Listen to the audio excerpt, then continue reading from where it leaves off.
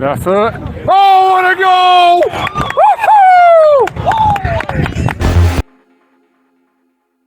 So, good evening, everybody. This is Astley and Buckshaw's first podcast for 2024. The host is Dave, cameraman Dave. And tonight we have two very special guests to kick off this very, very first podcast.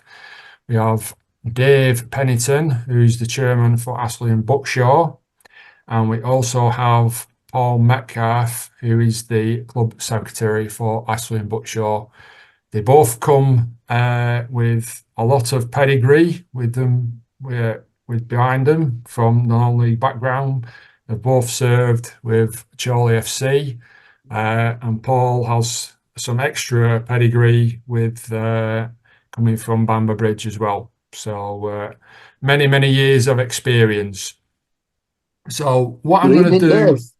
Good evening. Good evening. So what I'm going to do, I'm just going to pass you over to Dave Pennington. I'll let him just give him a little bit of a background about, himself and what he does for Astley and Buckshaw, and then we'll just move on to Paul briefly. So over to Dave. So 13 years in experience in football. Joined Chorley when I was a young lad. Worked my way up from a ball boy to kitman, and then leaving there in 2022. The day I left there, I got a message off what someone officiating with Astley and Buckshaw to come down and have a chat. That was back in August the 25th, 2022. And I don't look back to that day. Basically, come down, see what you think of the facility, see if you want to get involved. But at the time I stopped Chorley, I wanted to stop football and spend some time with the missus and that. But when I got down to the facility, it was just second to none. I felt there's huge potential. And I just felt like this could grow somewhere. And now look down the line, we are going somewhere very good. Very good, very good. So, Paul, you want to just give us a bit of an intro into yourself and your background? Okay, like Dave, I started off at Chorley FC. I would like to say as a boy, but unfortunately I'm a little bit older. So, it's around about 20 years ago, and I started off stewarding there. Rose up the ranks to chief steward at some point. I've also done things like media. Became under 21 secretary, then secretary of the youth system at Chorley. COVID hit, and I decided to moved on to Bamber Bridge, where I became assistant club secretary, which is very exciting. Very good little club it is, and also club safety officer. And I came down in around about September a couple of years ago to Brookfields. I met up with Dave with a theory of setting up a friendly between Bamber Bridge and Astley and Buckshaw. But since found out it's under false pretences, and they needed a club secretary. So I joined, and again, like Dave, I've never looked back. I was sold by the facility at Brookfields and also the potential of the club. It was a blank canvas, brand new team at the time, and it's onwards and upwards. We've got sort of plans for the future, and it's just to us how we get there. That's brilliant, that, Paul. That's brilliant. I'll just give myself a little introduction as well. Obviously, the name Cameraman Dave is bouncing around the social media at the moment. I've had a little bit of a spotlight on the West Lancs podcast. Obviously, I do all the filming for Astley and Buckshaw. We do the live streaming on a Saturday if the game's on, if it's not raining. But this season, it's gone down very, very well. I'm being very surprised how well we have with the amount of viewers on a live stream on a Saturday afternoon, and hopefully we can take it a little bit further next season. And I think the key to it all as well is to get more people involved in live streaming, especially in the West Lancs. It doesn't matter if you're from the Premiership, you're from Division 1 or Division 2 reserves. If you can get involved, then let's put the profile of the West Lancs on the map. That's the key to it, really. So anyhow, further ado, I think you've both mentioned in your brief discussions about yourselves and your background and stuff about the facilities of Brookfields, how impressed you were when you first came down. I totally agree with you. I think the facilities at Brookfields, the pitch, I think they're immense, for what we've got there. I mean, Dave, would you say it's the best pitch you've seen at non-league? I mean, obviously you've travelled around a bit with Chorley FC in the time, but would you say that is as good a pitch as you're going to see at non-league level, or? I'm not going to lie, it is up there with one of the best pitches that I have seen. And obviously, when the weather as well, it's second to none. Really, it's only if it absolutely hammers down, you're going to call it off. But the work, the trust of put the money they put into that pitch is, honestly, we can't thank them enough. And it's absolutely the best pitch, and that's what sells it as well to some players. People coming in, attracting them. Look at the pitch that we're playing on. We're not playing on Down Park. You know what I mean? We've got a groundsman who looks after it, and he takes proper care in it, and we're very protective over it. And I just can't thank him enough. And that's what we thrive off as well. Playing on a good pitch, we can play some good football on it, and that's probably why where we are, to be honest. Because at home we do play some great football. Yeah, we do. And I Totally can't fault it for that. With the pitch is brilliant. I mean, just to add to that, Paul. I mean, obviously we were approached by the West Lancs to hold a semi-final the other week, and what a great day. Absolutely. It's a great facility to welcome anybody to, and not just the pitch, but we've got the building as well. Second to none, the changing facilities. Obviously, we've got the bar attached, where people can relax after a game. It's just somewhere nice to bring people to. Not only that, but we've got we had a semi-final of a cup for the Lancashire Sunday League as well. They wanted to come somewhere nice to bring teams to play their showcase semi-final. And I think it's not just the facility; it's us as individuals as well who put into those sort of games as well to showcase Astley and Buckshaw United. Okay, we're doing it on behalf of the trust, but to welcome people to the facility and just show what we're all about. We can show the vision that we've got. And people go away happy with the way they've been treated and the way that we showcase the facility as well. Yeah, I think you both summed that up. How fantastic how lucky we are as well to have such facilities. Just on the doorstep of like Chorley itself and the borough. I mean, ideally next season, I would like to see if we could get a few more supporters down. Obviously, it's always going to be tricky when you're trying to get supporters who are going watching Chorley each week, Preston, Blackburn, Bolton, Wigan. But like I said, the weekends where these teams are playing away, there's no reason why we can't get these. Try to attract the fans, the home fans, down to watch us on a Saturday for at home. Correct. Yeah, I completely agree, Dave. I mean, we're on the cusp of two big villages, really. We've got Astley Village and Buckshaw Village, so we've got a potential audience there running into, I'll say, thousands. I mean, we're not going to get thousands down, but if people know that we're here, then there's no reason why they can't come down and support their local club. But I think it's important that we try and get people to help us out behind the scenes. We're a small committee of 3 or 4 people who do everything for the club, and that's why we're here. We do love non-league. We love sort of working for the club, volunteering for the club. But if we get some more people on board who can perhaps market the club a little bit more, go into the communities and bring people in, then you just never know where we might be. Yeah, exactly. And I think it was you who nicknamed, we've got Buckshaw and Astley, the Villagers. Is that right, Paul? Absolutely. We want to have a nickname for the team. Again, I don't think we've advertised it enough this season. So maybe next season is the year we start properly promoting ourselves as the Villagers. And we want to. Every club has a nickname, and we've got Astley Village, Buckshaw Village. So why not call ourselves the Villagers? Yeah, totally agree. So let's talk a little bit more about this season. And Dave, over to you, really. So what would you say would be the highlight of the season so far? Bearing in mind we're not over the finishing line just yet. What would there be a standout game for you this season, which is, brought the attention to the club? Just that run we went on. I think it was just after the Fulwood game when we got absolutely battered by them. And I think we went on a run after that, and we won so many games, and it felt like something had triggered in the team, like a bit of team spirit, you know. And I felt like we've got something here. I think it was then after that game we all said in the changes, like, let's stick together, and then we just went on this run, and I think that was it. And obviously going away beating Freck as well, I think that was a big statement. That because I think there was flying at the time. We had a few games in hand. It was opposite way around. Yeah. But when we went there, we just like flipped the switch, and we just played really well. And I think that's probably one of the standout ones for myself. I don't know about you, Paul, but that's up there.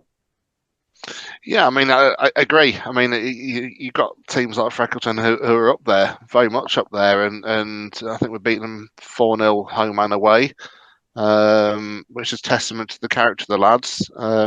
But we've had tough games as well, so you know it's learning to get over the tough matches, tough results. I think we went to Walney, didn't we, and lost narrowly up there. We had, I think, 2 people on the bench. It's an awful long way to go on a wet day, and it's having the character to build on the losses to get the wins. And you know, I think for me, really, we're way ahead of where we perhaps thought we would be at this stage of the season and this stage of the history of the club. Like Dave says, I'm not counting any chickens yet. We've got 2 games to go, and you just don't know. We've got 2 teams behind us. We've got Freck and Paws, who could arguably take the top 2 spots. So we've really got to just know what we've got to do. We've got to stick together as a team, stick together as a club. You just don't know. Yeah, well, like I say, Paul, if I had £1 for every time you said I'm counting these chickens, then I'll be a rich man. You know. Yeah, I think I'd be a rich man as well if I did as well. I just don't want to get too complacent. Anybody can beat anybody in this league, and you know you don't want to really think we're there until we get there. I mean, you know, and then you know once we're there at the end of the season, we've still got let's say Freckles and Paws. They've got a few games in hand over us, and you just don't know what will happen. Really don't know what will happen. Right. And like I say, I think since the turn of February, I think the games we have played, whether we've been home or away, I think the opposition have ramped up their game because they're playing top of the table, and we've had some very tight games. You know, I mean, obviously, the other week we went up to Dalton, lost 2-1, and you could tell the Dalton. Well, like I say, I was stood right behind the Dalton fans, and they were up for it. They wanted to put on a show, and they did. You know. They caught us on a bad, well, they caught us on a bad day personally, but I mean, I know we got a goal back, and they did go quiet for about 10 minutes towards the end. But like I say, overall, they did deserve it, and it just goes to show, you know, any team on the day can, you know, beat anybody in that league, you know. But like I say, I think with us having that run. Like I say, in January, where I think we played 5 games throughout January and won every one, we got lucky with the pitches and stuff, and I think that picking up 15 points made a hell of a difference because we scored some goals as well, didn't we? I think it was like 4-0, 5-1, 4-1, 4-2. We just scored some phenomenal goals, and the confidence of the lads was there. Every time they got the ball, it was pretty much nearly going in. Like every time we got a free kick, sometimes I had a feeling it was going in from Scott. Like every time we got a free kick on the edge of the box, it was 99% convinced. You know, like the home game, I think it was 2-1 or 2-2. We had a penalty last minute and he missed. You know, and then the week after he goes and scores the winner at the 90th minute. You know, so every credit to him for doing that, because it's not easy when you're in this state and the position we are and where the club wants to go. Missing that, it kind of put a back stump on it, but the week after he got out of it and scored a worldie with a free kick in the last minute, you know, and every credit to him, you know, all the lads as well, you know. Yeah, well, I mean, you know, I've recorded probably 90% of the games this season. I've seen some goals go in, and some have been like outstanding. I mean, that one at Stories, when is it Swabs? It's a rocket. And it just flew in, and I just knew then we were going to come back into that game. It just lifted everybody, I mean, to be honest with you, I mean, the wind did help in the second half, but I honestly thought we were going to win that because even when we drew 3-3, there was still 20 minutes left on the clock. So I thought, we're going to go on and win this. But Did full Joel come credit. off as well? Yeah, he came off injured with about 10 minutes left. Yeah. I Scotty forget who went went. in. Yeah, Scott went Scotty. in. Yeah. Yeah, he And then did. Brownie come on centre half. I mean, he had one sub then, didn't we? Yeah, Left. yeah. So Brownie had to come on at centre half. But like I said, Every credit to him. it's games like that who, to me, kind of make your team. It's like the backbone. It's the strength, the character to get back into the game. When you're 3-0 down at half time, you could have easily crumbled Yeah. and not come out in the second half and had a goal. But we did. And I Yeah. think that has been one of the key things this season as to when we have gone behind, you're confident enough that you can get yourself back into game and get something out of it. Would You look at you? I'd say you look at our squad now, Dave, and we've got a small squad. That's the way Brownie wants it. He wants a consistent squad. He wants Yeah. to send out a consistent team. I mean, it's often a joke, and it's a quiz we'll have in sort of 30 years' time. How many keepers did you have in the first season at Astley and Buckshaw? And I think we went through 10 keepers, didn't we? Yeah. This season, Joel's come back. He's the West Lancs keeper of the season last season, and he's come back in, and he's cemented his spot now. You look at that. You look at our back four. I mean, collectively, and it's a bit of a laugh.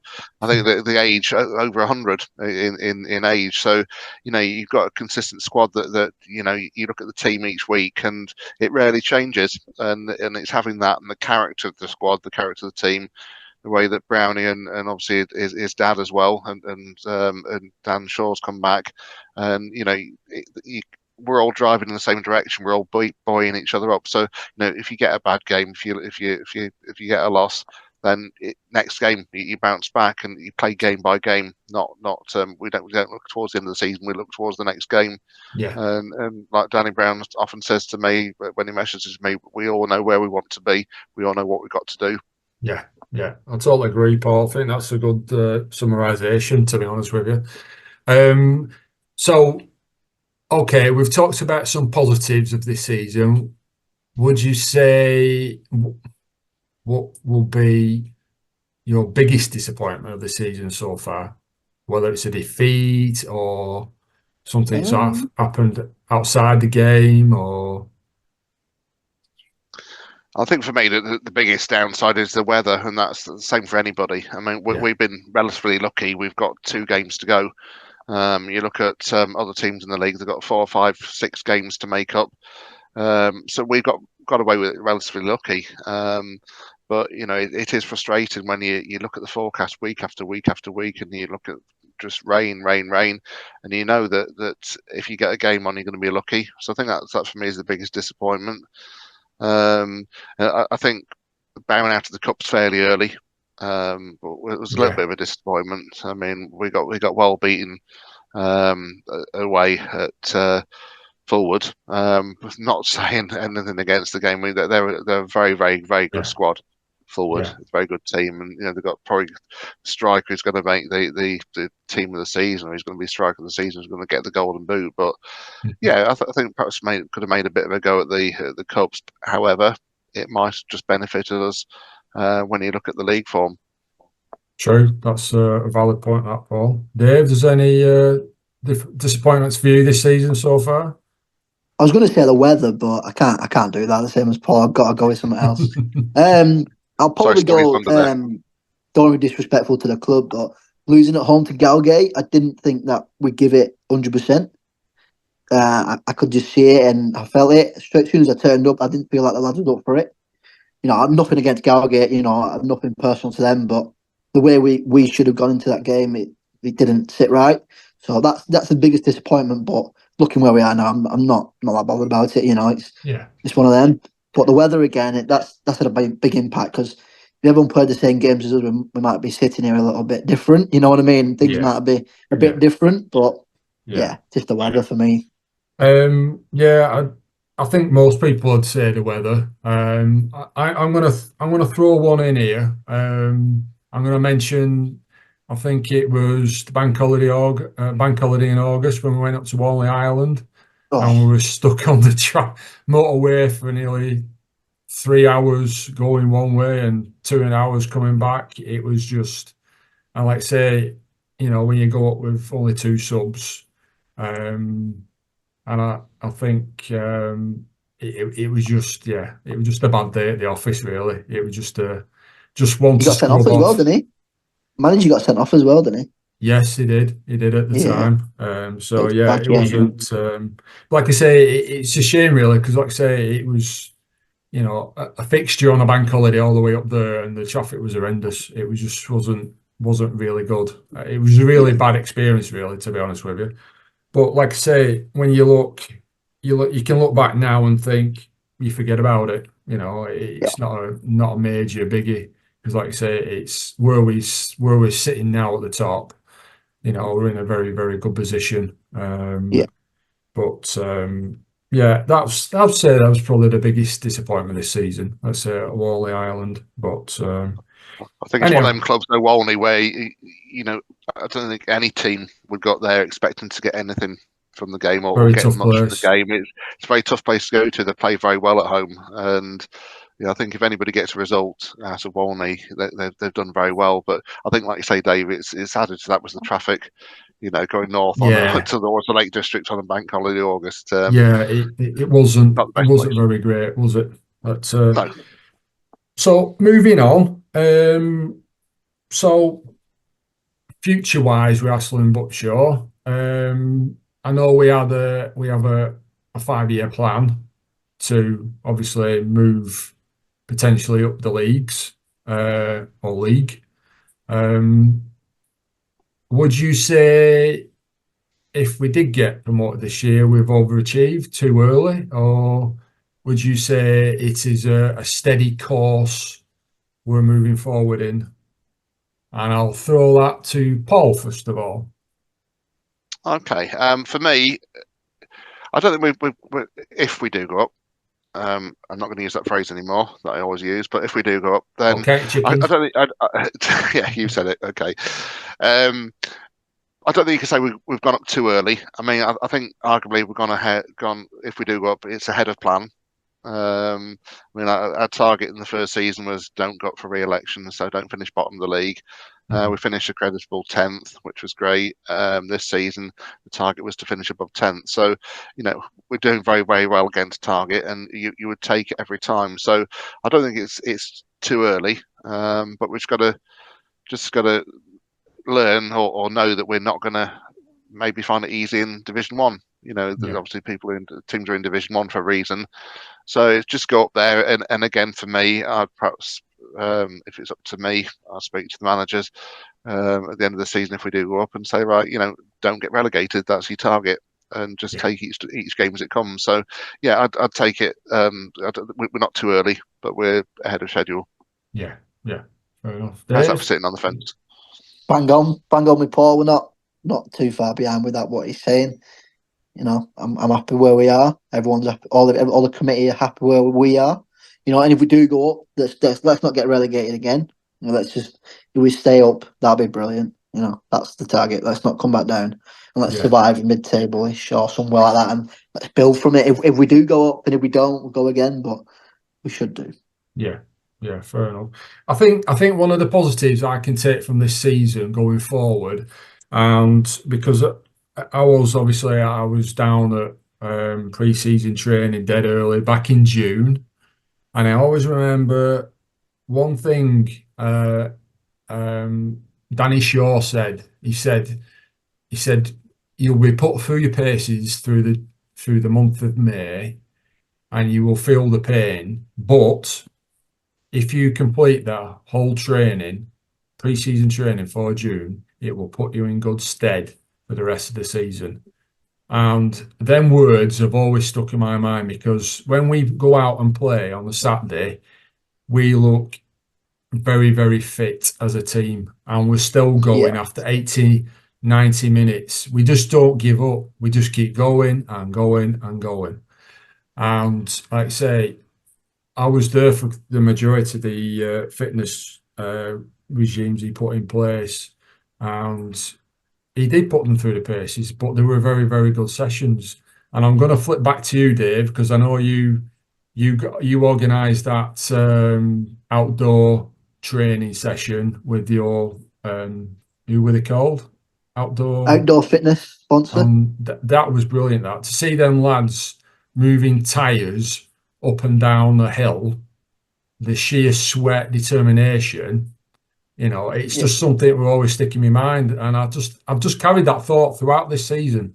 They have really put a graft in every game. You just don't give up. Just keep going and going and going. So yeah, that's one of the standout things for me this season, fitness wise. We've looked really, really good. I mean, I didn't go to too many of the pre-season training sessions, but I do remember speaking to one or two of the new lads, and they were saying it's bloody hard work, the training that Danny's putting through. But they appreciated it, and like you say, Dave, it's stood them in very, very good stead to have a fully fit squad out there. I mean, we haven't had touchwood too many injuries this season. No. But like you say, that they just keep going and going and going, right for the sort of 90, 95 minutes, whatever it is, 100 minutes, until the final whistle. And, it stood us in very, very good stead. It has. And the outdoor fitness thing as well, it's team characters, it's team building, it's getting everyone together, fitness and stuff. And I can't thank them two chaps enough who organised it for me. Getting them down on a Wednesday night after work at 7 o'clock. Got lads travelling from Blackpool and stuff like that. But everyone give it a go. No one backed out. Everyone, like you said, their blood, sweat. Everyone was proper up for it. Got a few videos, good crack. And I think that pushes on as well. That doing that once or twice throughout the season, it brings togetherness. And I thought that was really good. No, totally agree with you. I've done a lot of agreeing with a lot of people tonight. But yeah, I think everything you've said there, it's one of the very standout moments for this season. And like I say, I think it's been brilliant, and hopefully we can do something again when it comes to pre-season again. It's funny because you think I was there back in June. God, it's another 10 months ago. It's crazy. I mean, it looks like it's been a really long season, but God, it's gone very bloody quick. It really has. I couldn't sum it up any better, Dave. It seemed like 2 minutes ago since we were preparing for the season, a long summer setting up the club, and then you look back and it's gone so quick. Are we really down to the last two games? It's just amazing. Well, exactly. I mean, I know you were busy in the summer with the affiliation, getting everything, all the paperwork and all the, everything together to be sorted. Because obviously we changed our name to United in the summer. So I know you personally did a lot of work behind the scenes just to get us, that accreditation. And like I say, I think everybody chips in and does their own little bit throughout the season, whether it's on match day or it's social media or getting sponsors in, like yourself, Dave.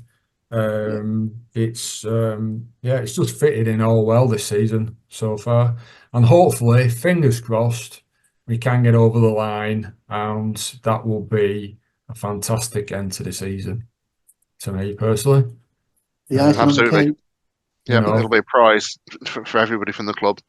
From players to the background staff, the backroom staff, committee, and mustn't forget the other two teams in the club as well, who I'm sure we'll get into in a bit.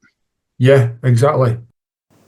Right, I think we're going to be taking a break now, but listen out for the upcoming part 2 of the Astley and Buckshaw podcast, and we'll learn more about our other teams and we will discuss our social media. Stay tuned. Thank you.